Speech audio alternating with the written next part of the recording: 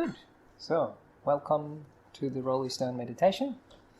It's nice to see some of the familiar faces. We did advertise, or actually, well, we didn't really advertise, but it happened by itself that we had a little leaflet in the Roleystone Courier, and I think that has maybe encouraged a few people to come along, which is nice. But one thing I was reflecting on, just in respect of that, or just in general, why would people come to a class like this one here? You know, you see on the advertisement, meditation, peace of mind. I can't remember what we exactly wrote. We just had like a nice little thing we wrote also on the homepage here for this course. And I think one of the things that a lot of people are after is peace. But one of the problems with peace is when we want peace, we usually don't get it.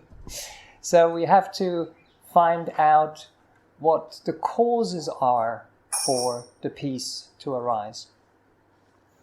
And I don't really know, your history of how long you've been meditating maybe, or what your expectations might be of a group like this one here. But yes, you come with this idea of, okay, I want to become peaceful, and I hope there is someone here in front who has a bit of experience and can explain it all to you, and then kind of magically it just happens. And that would be very nice. Even like our teacher Ajahn Brahm often says, if there were pills, like peace pills, they would be very, very popular if something would really work that quickly. So I hope that we can offer things here that help you to find a bit of peace. I hope we can teach in a way that inspires you, so that inspiration can feel or inspiration can lead to peace eventually. But when we actually look at the teachings that the Buddha has given, there are certain causes and conditions that lead to peace. And I thought maybe I can talk about that tonight to give you a bit of a bigger overview. Because a lot of people who come to classes like this, they hear about meditation and they think meditation is kind of like the only part of the deal, so to speak. Or again, as I mentioned before, you kind of learn certain techniques and then those techniques will work all the time. So now, what did the Buddha have to say about this? Or what does Buddhism say about this? Or actually, I would say most of the religions, virtually all of the religions or spiritual paths have virtue in them. And virtue in Buddhism is actually the foundation for peace, for calm, and then also for wisdom. So these things all fit together. So we have wisdom, we have virtue, and we have peace. They are, sometimes said in different order, but I quite like to usually start with the wisdom part. But now, how can we get wisdom? Or how do we know if someone, for example, also has wisdom? Or what we hear if it is a real wisdom teaching? Because there is a lot of teachings out there.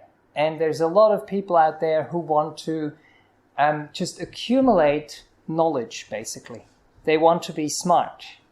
And very often, unfortunately, the smart people are not necessarily the happy people. So wisdom is always coupled with calm, is always coupled with kindness. So these things actually do go together. So in Buddhism, as I was trying to explain before, it is nice if the wisdom is something which touches your heart, something which inspires you, And that's usually the first step. When you come to a class like this, you hear some teachings that might really touch you, or you might have some experiences that trigger something within your own heart, that kind of show you the wisdom that is already in your heart, like a little seed, and you want to develop that and to grow that. So that is the first part. So if we don't have a motivation, or if we are not really interested, then it's very difficult to put in some effort or to actually do something. So that is usually the wisdom part in Buddhism that we talk about, that comes first. And then, after the wisdom, we go into virtue.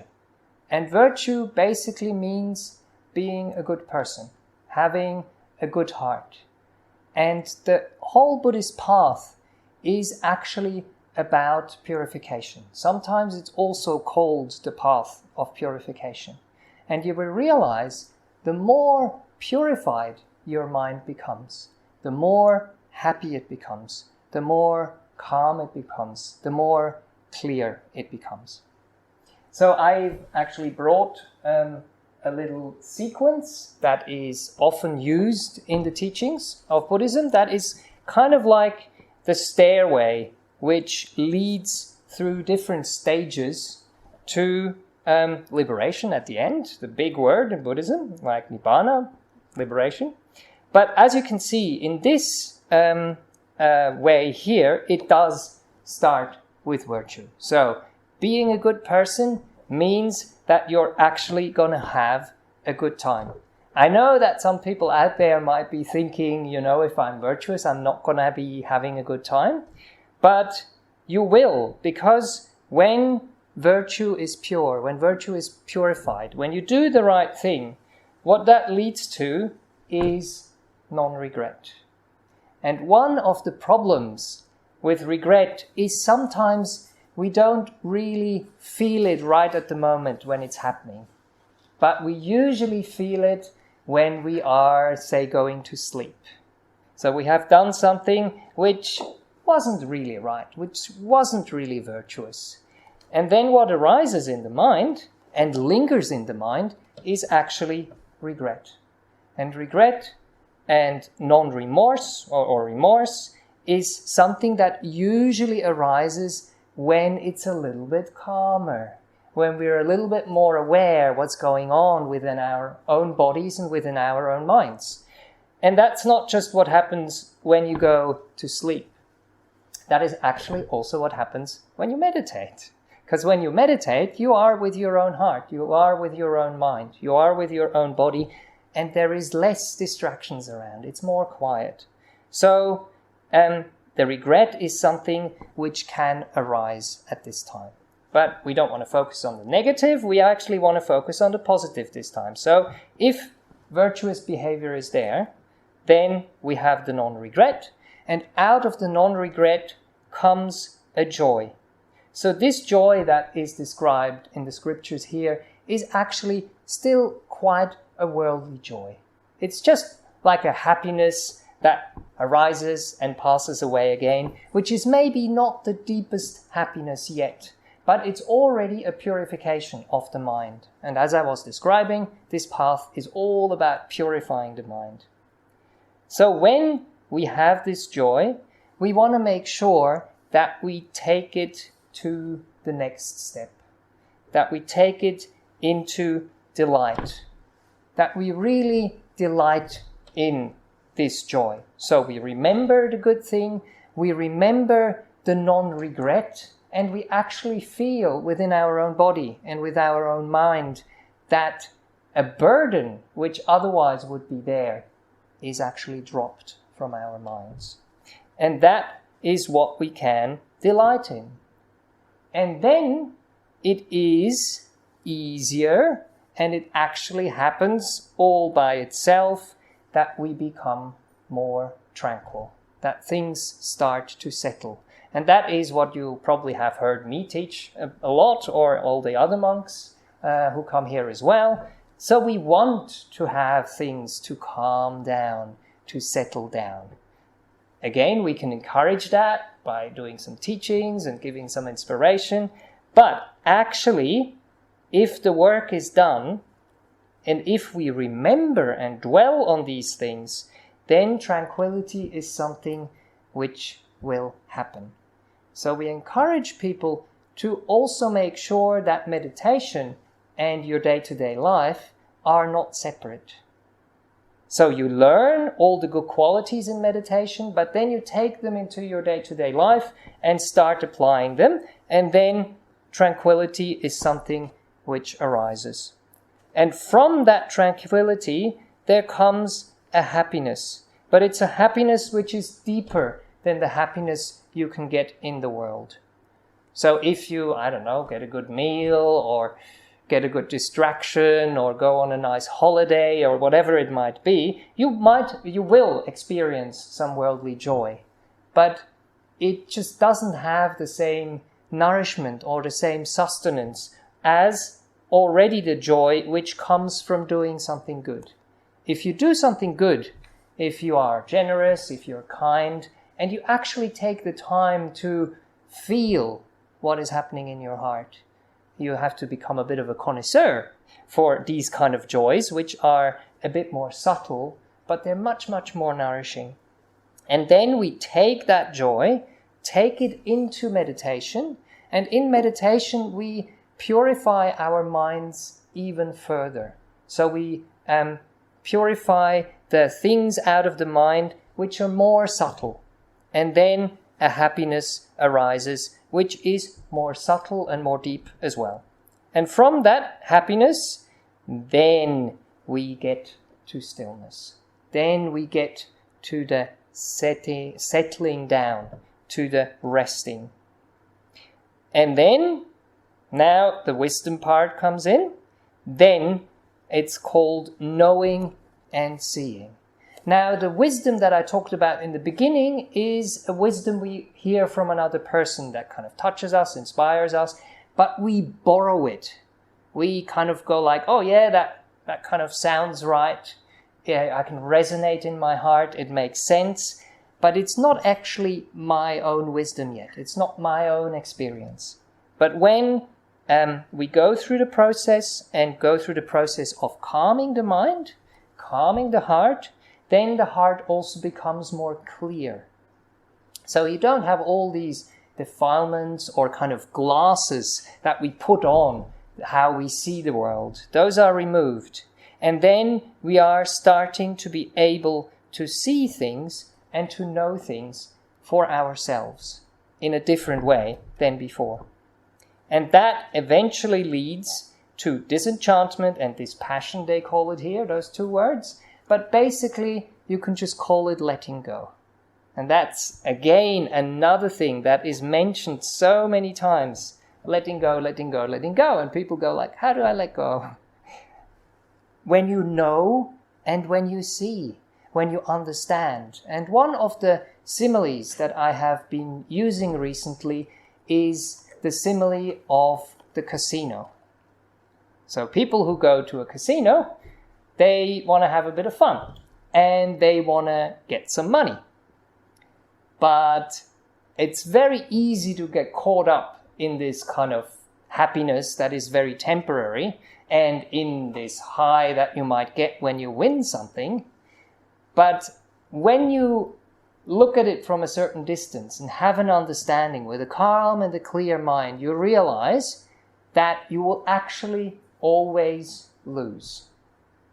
A casino is built in such a way that you will win every now and then, which will encourage you to, carry on playing, but the house will always win. And that is the same thing with the sensual pleasures in our world. They promise so much, and they give us something, but if we are smart about it, if we are really aware what's going on, and we do the maths, so to speak, then we will realize that probably they are not really worth it, or not as much as we think. So that there is other games we can play, like meditation, for example, or being a virtuous person, that give you returns. So that is the dispassion and the disenchantment. So this is the person who has, say, gambled enough and had enough understanding of what the process is, and they go like, look, the casino actually sucks. Even though I'm feeling a little bit happy at times when I go there, in the long run, it's not going to make me happy. So they turn away, they disengage, they let go of the casino. So the same way, we can start to let go of things which don't actually uplift our mind, which don't inspire our mind, which don't purify our mind. And then this process can go all the way to the liberation. So once you have let go, as I said in the example before, of the casino, then you are liberated from the casino. You're liberated from losing. You're liberated from being drawn into this game and sometimes being compelled to have to play it.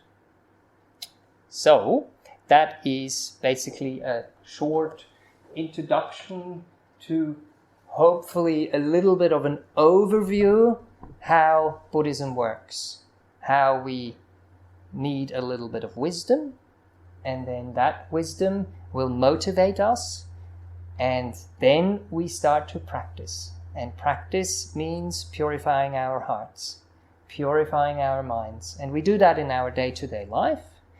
And then, once we've done that in our day-to-day life, then we can use that mind which is already happy, which is already purified to some degree. We take it into meditation, we take it into stillness, and purify it even further. Make it clear and calm and settled.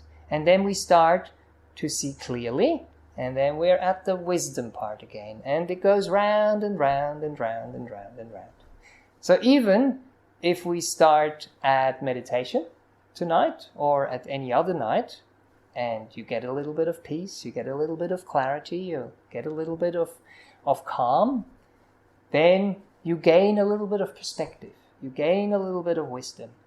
And with that wisdom, you will hopefully start to act, start to speak, and start to think in a different way in your day-to-day life. And then this kind of spiral just carries on going in the right direction towards peace and towards liberation from the things that burden us, from the things that are actually not good for us and not good for the people around us as well. Okay, so that's a few words for the beginning there. Hopefully also to calm you down a little bit, separate you from a little bit what was happening before, so that we can go into a guided meditation together. But I always like to open up here for questions as well. If anyone wants to ask anything about what I've said. Well, good. All right. So we usually meditate for about half an hour together. So feel free to wiggle around a little bit and find a comfortable posture.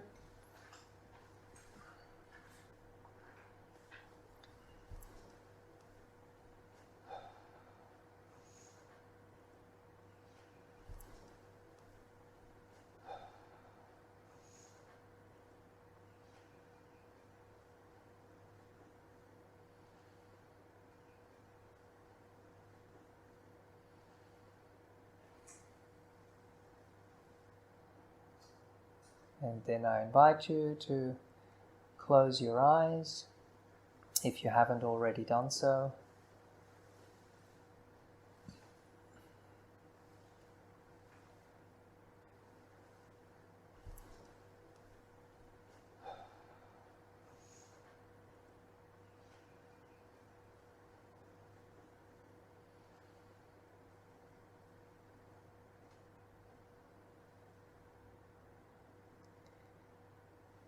And to have another crack at meditation tonight.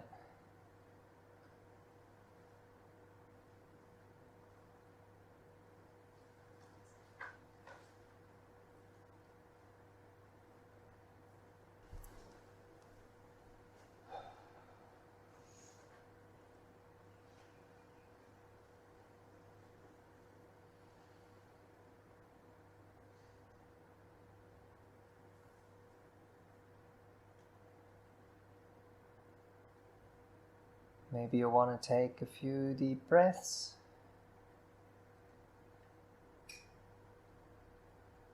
In through your nose and out through your mouth, if that is possible.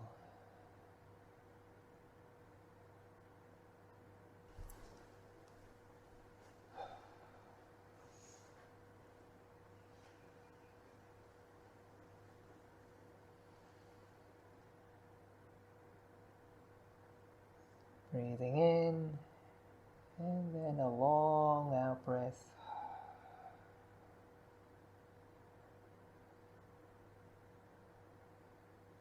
Letting out all the worries, all the concerns that we don't need to take into meditation with us.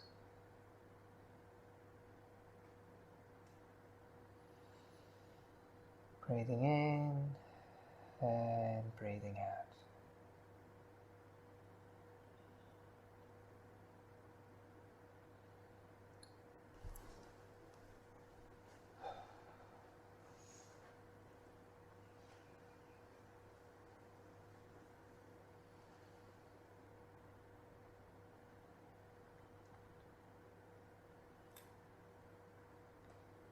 And then it's always good to spend a little bit of time with your body, caring for your body.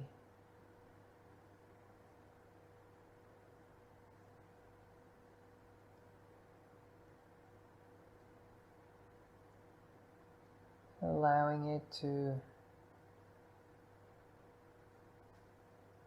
just relax.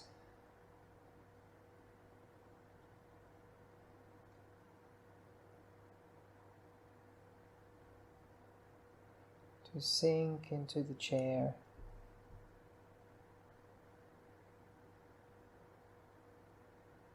To rest upon the chair or the ground.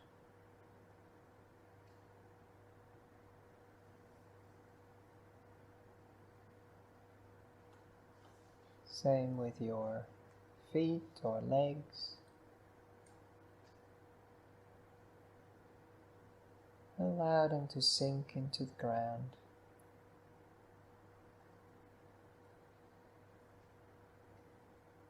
As if it was a comfortable sofa.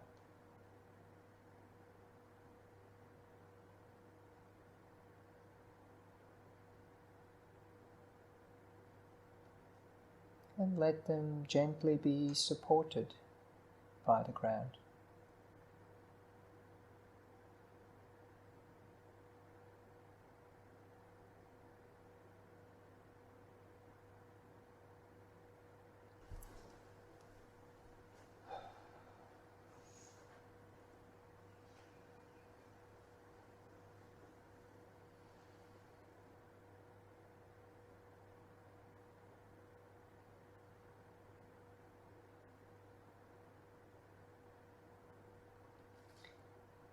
And every time you relax a little bit more,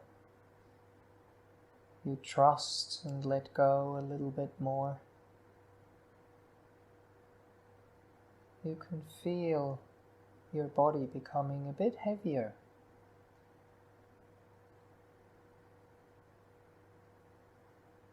And sinking a little bit deeper into the support of the ground, of the stool, of the cushion, of the chair.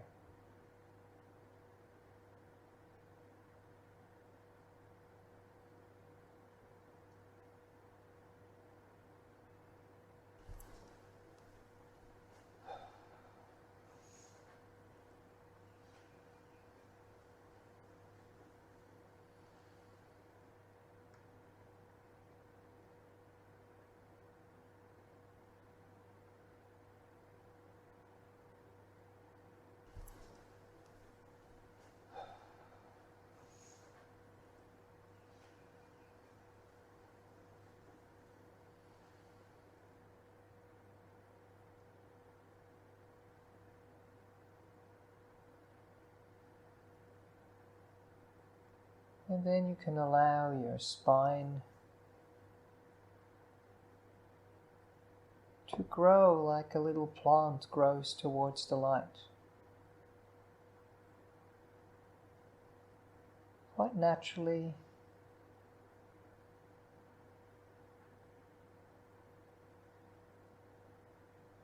It almost does it by itself, so to speak.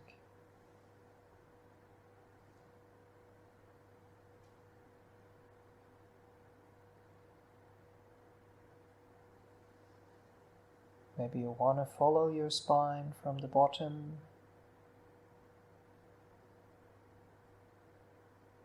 from your hips, through your lower back, vertebra by vertebra, allowing it to relax, allowing it to grow, allowing it to stretch upwards.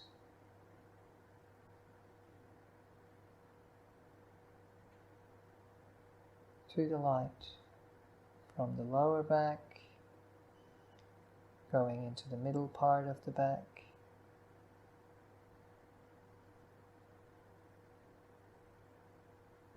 not twisting or turning it, but allowing it to align,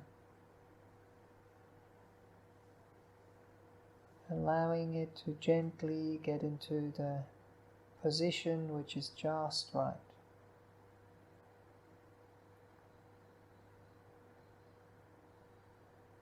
Not being pushed or being pulled.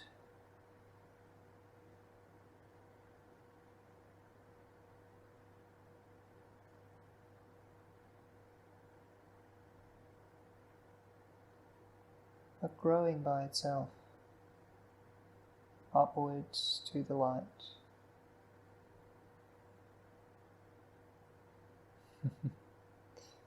To the light sounds almost like delight that we talked about before. And that's what we do as well. We delight in the relaxation, we delight in the ease. And then we can move upwards into the area of our chest.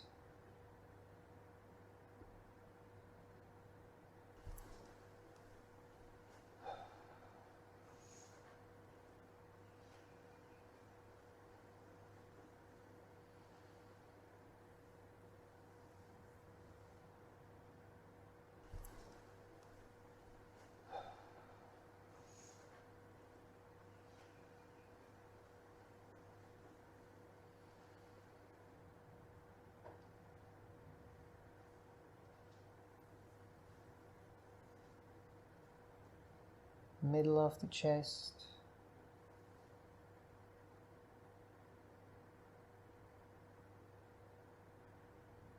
and then the upper part of the chest,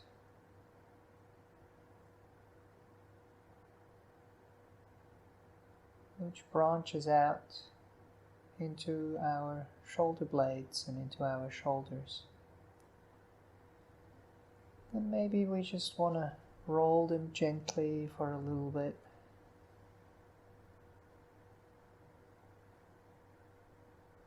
And then see if we can find a position which is comfortable.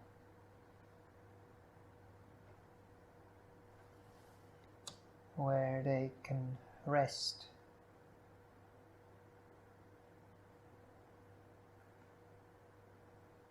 Where the shoulder blades can open up and relax.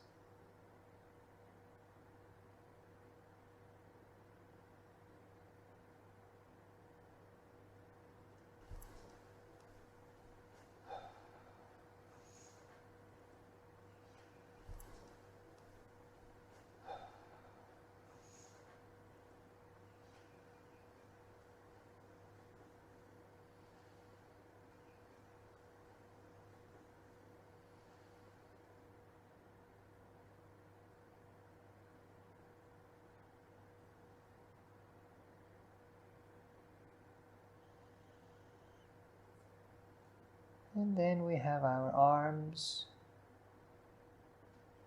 hanging on the right and on the left.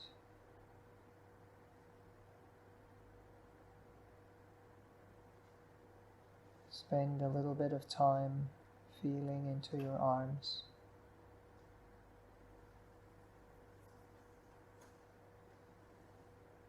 From the top to the elbows,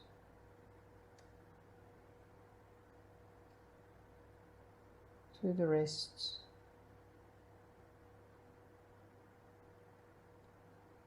and into your hands.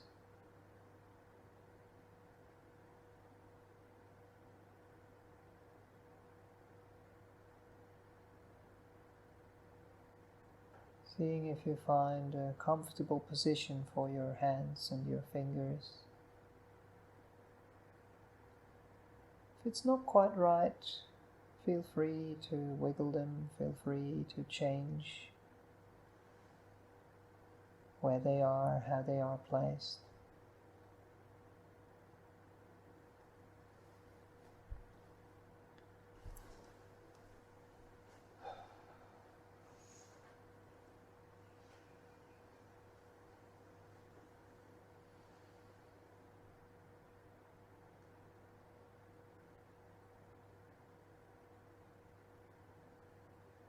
And finding the right position so they can be just at ease.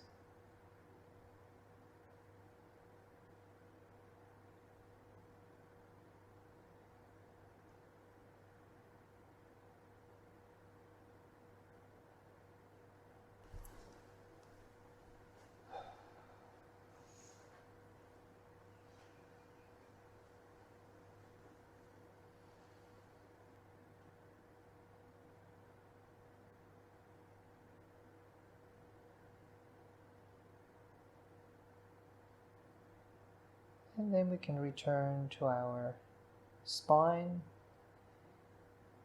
the part we haven't had a look at yet, spend some time with, which is the neck.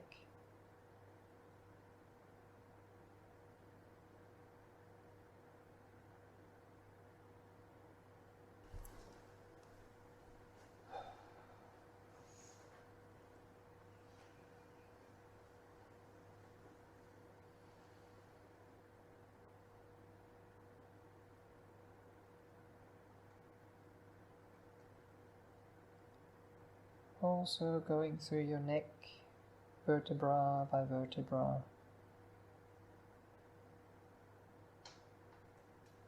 Allowing it to align.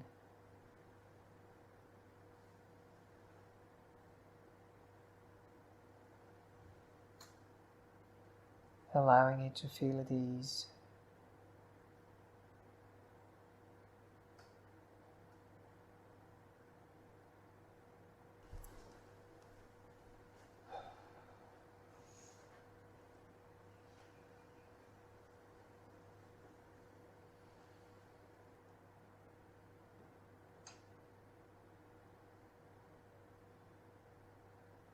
And then we can move into our head. See if we can balance our head on the neck just in the right way.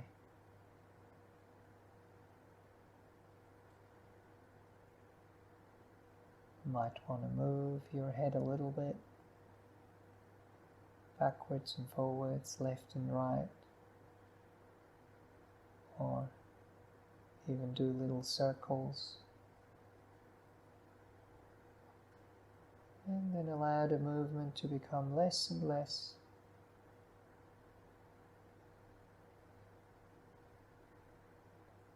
Finding a still point.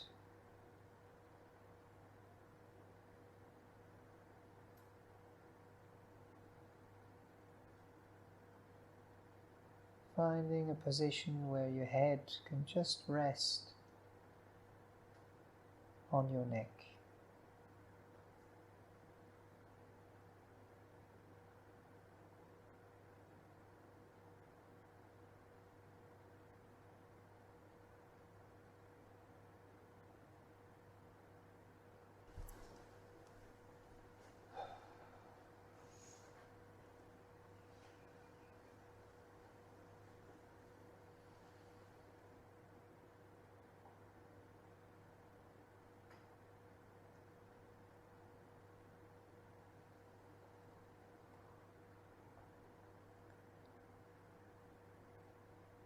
And then we can feel into our eyes. Make sure they're soft and relaxed.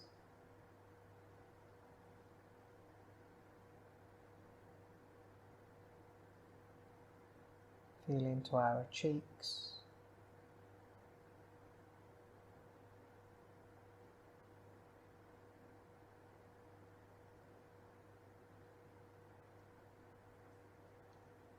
Feel into our forehead and let it be smooth.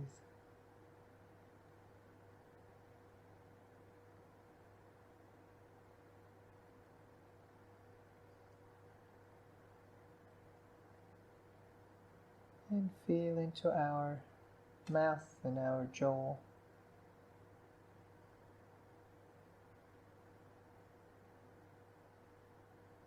Making sure that we are not tensing up.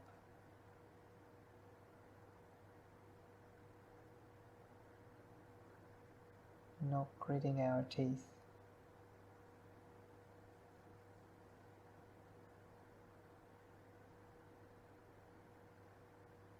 But letting our mouth and our jaw rest.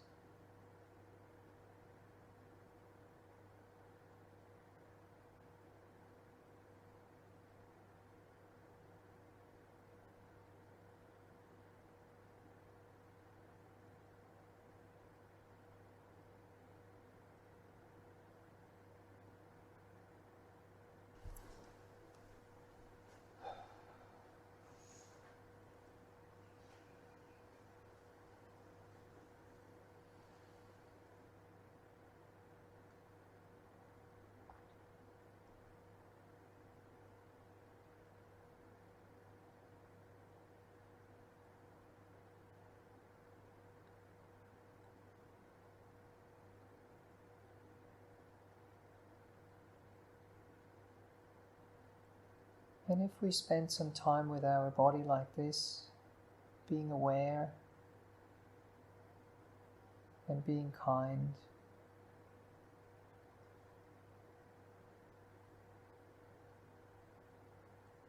then all the tension that might have been there can drop away.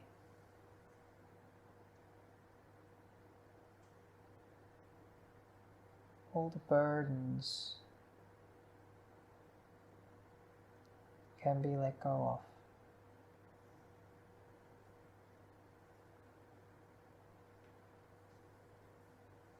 We free the body, we release the body.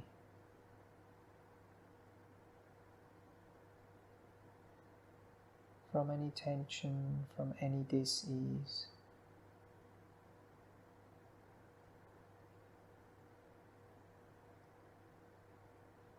And we gladden it.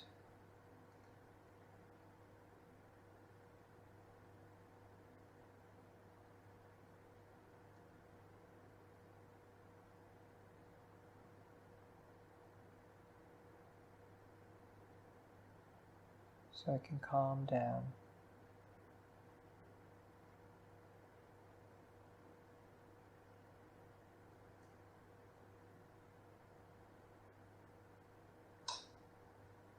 Can fade away.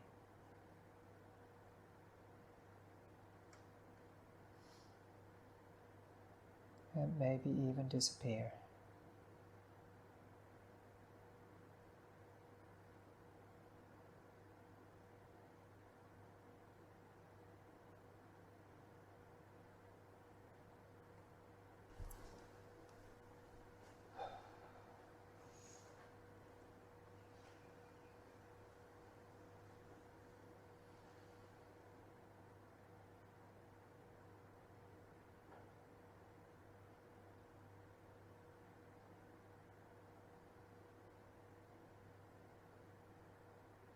And as I talked about virtue today, virtue is something which can be used to gladden the mind,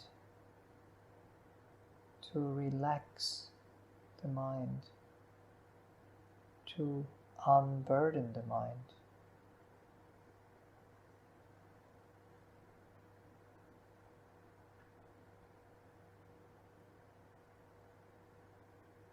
So I invite you to bring up a memory, to remember something kind you have done towards yourself, towards another person in your family, at work.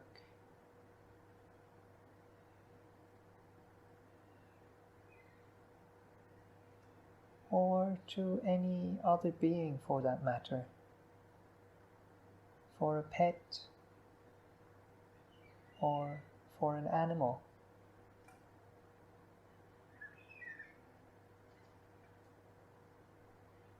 Any generosity, any kindness, any care you have shown.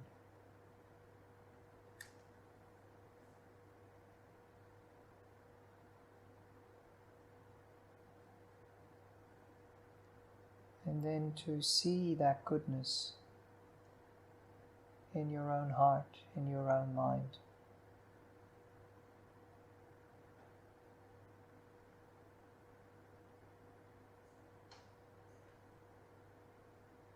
And allow this beautiful energy of non-regret to arise.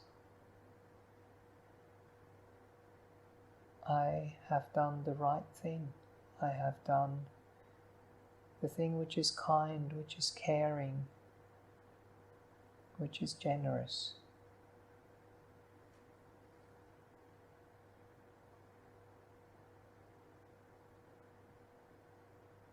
And allow that to relax your mind,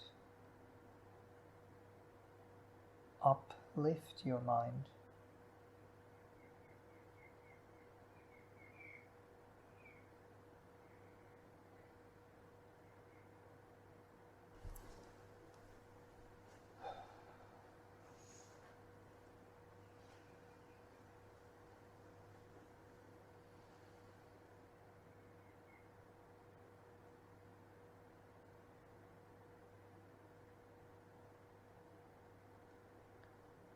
Seeing the goodness in your own heart, delighting in the goodness in your own heart, will unburden your mind.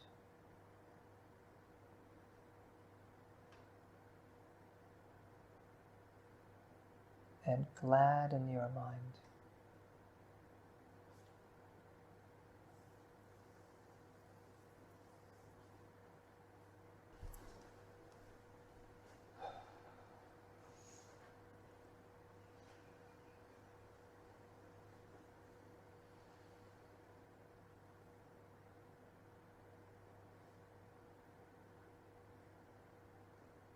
And allow joy and happiness to arise.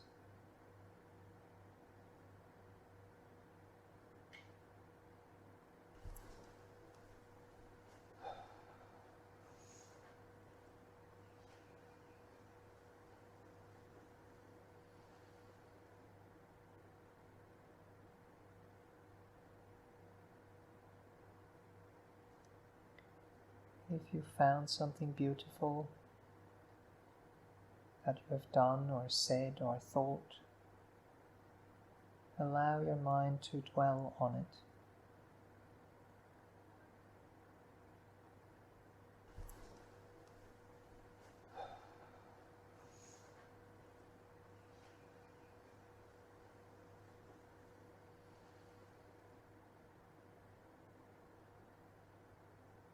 If you have trouble finding something, don't worry.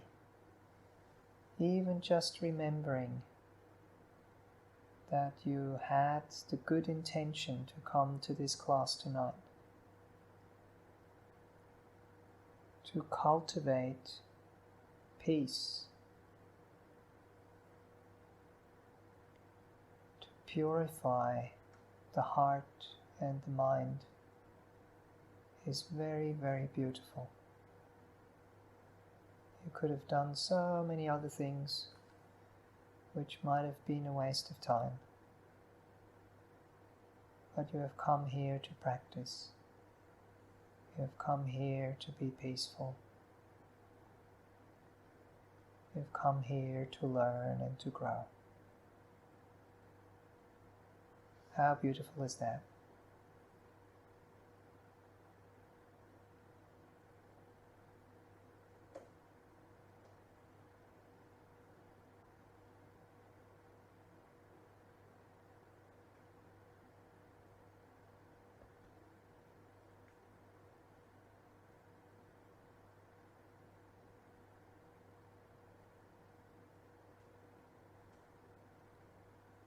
And as you learn to see and to grow the virtue in your heart, the goodness in your heart,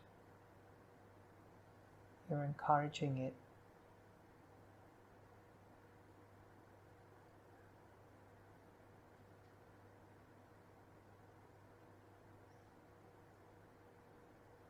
And through it, you gain the benefit of tranquility.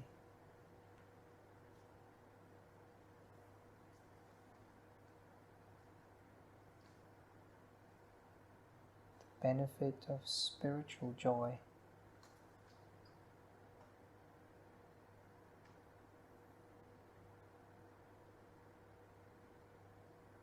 The benefit of stillness.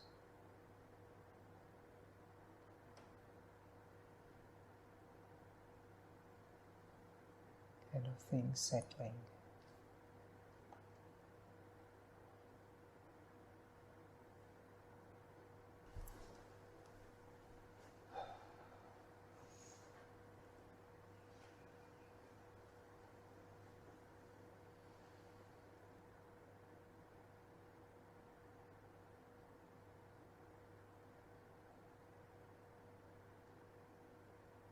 So if this is working for you, please carry on. If not, feel free to be with your body and be kind to your body. Or be with your breath, coming in and going out. And be kind to your breath.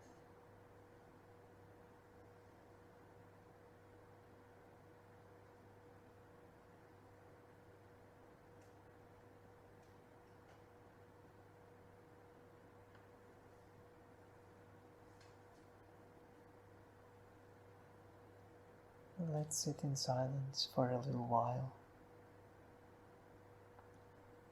a couple of minutes or so.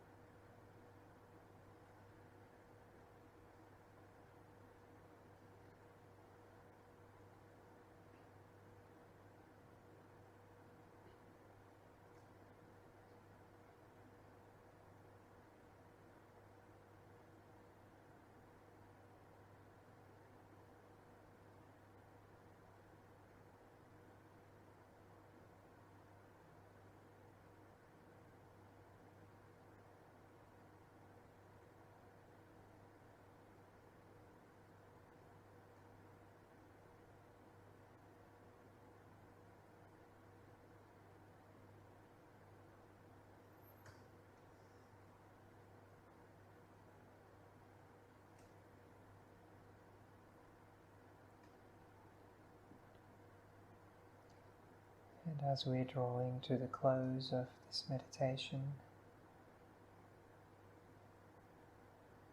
check in with your body, check in with your mind.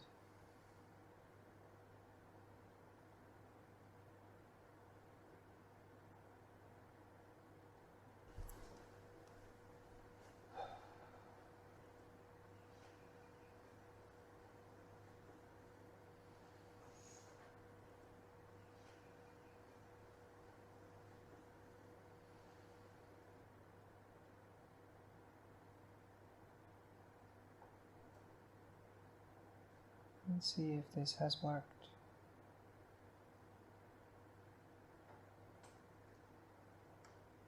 See and feel the results.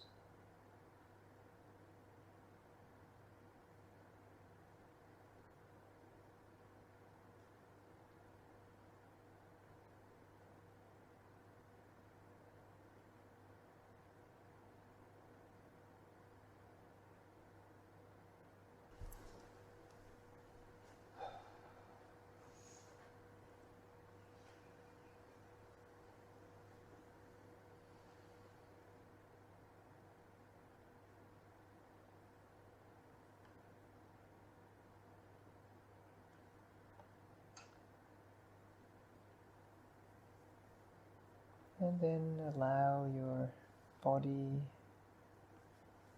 to wake up.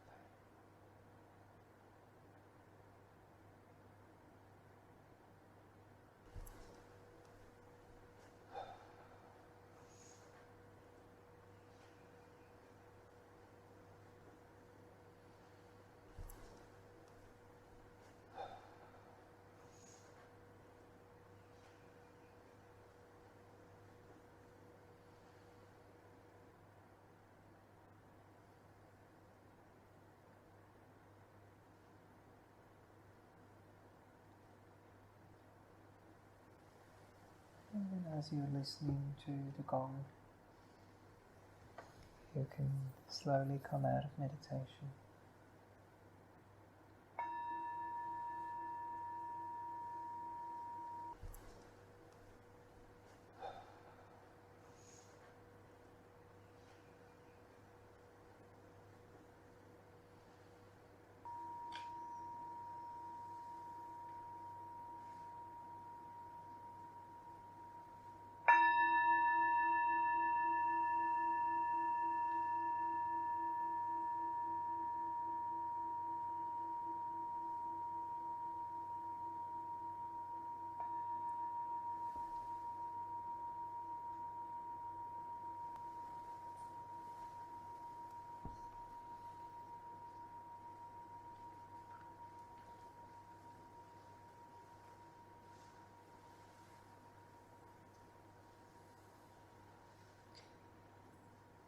This is maybe something new for some of you, to reflect on your own goodness.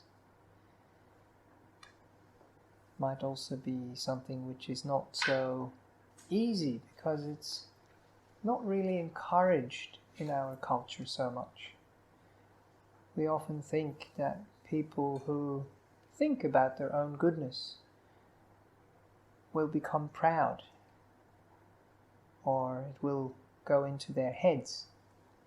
But if we reflect on virtue, it's something which is not going to go into our heads. It's going to go into our hearts, if anywhere. And it's actually helpful. Might be a little bit difficult in the beginning, but if you practice it, it's a very, very good tool for meditation. It's a very good reflection for meditation.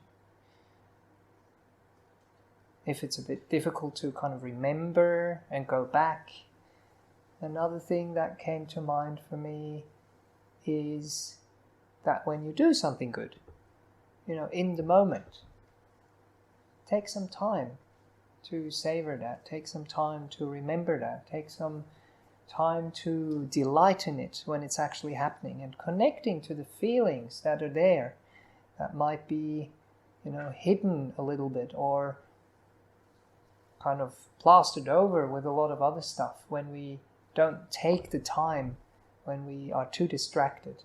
Or, even if you actually have time, sit down and meditate, even if it's just for 5 minutes, and see what the result is. See what it leads to.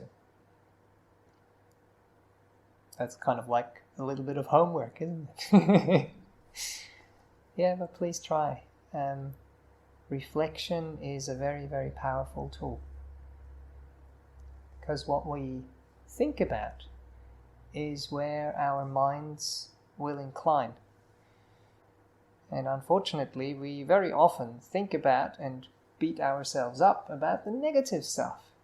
And that means our minds will incline in that direction, which is not so helpful, which is not so peaceful, which is not so beneficial. Okay. Does anyone have any questions at this stage? Or want to share if it was difficult or easy?